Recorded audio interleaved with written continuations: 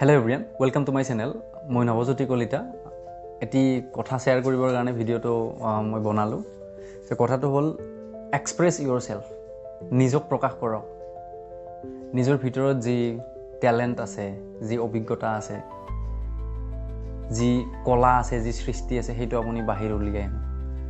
বিশেষকৈ ছাত্ৰ-ছাত্ৰীসকলৰ কাৰণে ভিডিওটো ইম্পৰ্টেণ্ট কাৰণ যিকোনো এটা আপুনি ভৱিষ্যতে কি হ'ব, ছাত্ৰ-ছাত্ৰীসকল ভৱিষ্যতে কি হ'ব সেইটো ডিপেণ্ড কৰে বৰ্তমান ষ্টুডেণ্টখিনিয়ে কি কৰে।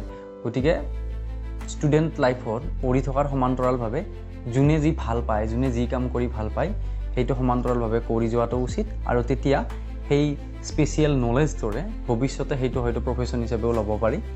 কাৰণ সব ষ্টুডেণ্টে চাকৰি কৰাৰ মানসিকতা নলয়। কিছুমানে বিজনেছ কৰিব খোজে, কিছুমানে ছিংগাৰ হ'ব খোজে, কিছুমানে এথলিট হ'ব খোজে, কিছুমানে ডেন্সাৰ হ'ব খোজে, কিছুমানে ড্ৰামা কৰিব খোজে, নাটক কৰিব খোজে, বহুতে বেলেগ বেলেগ কাম ভাল পায়।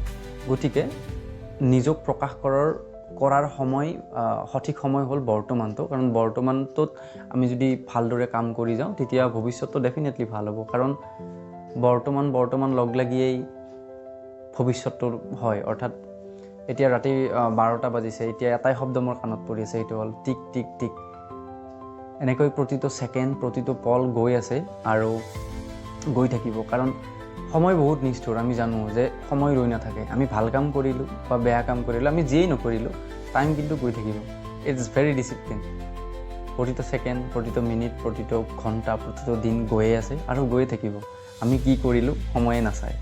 গতিকে এইটোৱে বৰ্তমানটোৱে ষ্টুডেণ্টৰ কাৰণে সময়, ষ্টুডেণ্ট বুলিয়ে নহয় ডাঙৰ আমাৰ কাৰণেও সময়টোৱে হ'ল আটাইতকৈ মূল্যৱান সম্পদ।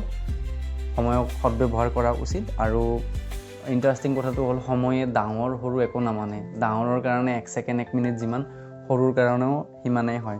গতিকে নিজক প্ৰকাশ কৰক।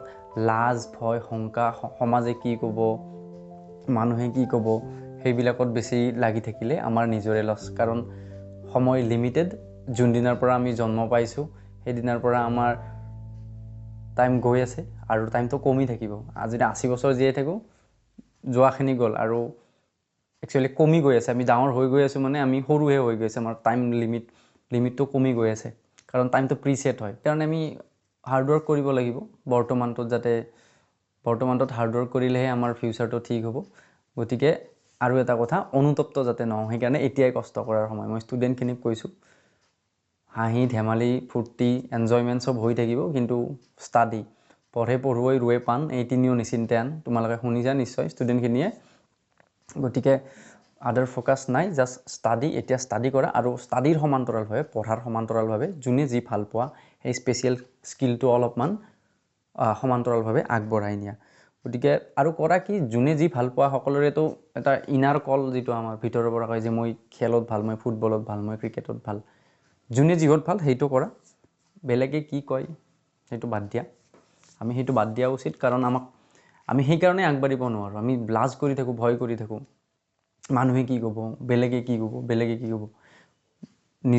নিজক বিশ্বাস ৰাখক, বিলিভ ইন ইয়ৰ চেল্ফ, সময় নষ্ট নকৰিব, বাছ। আৰু এইখিনিয়ে শ্বেয়াৰ কৰি মনত আহিলে নিজক প্ৰকাশ কৰক। Thank U.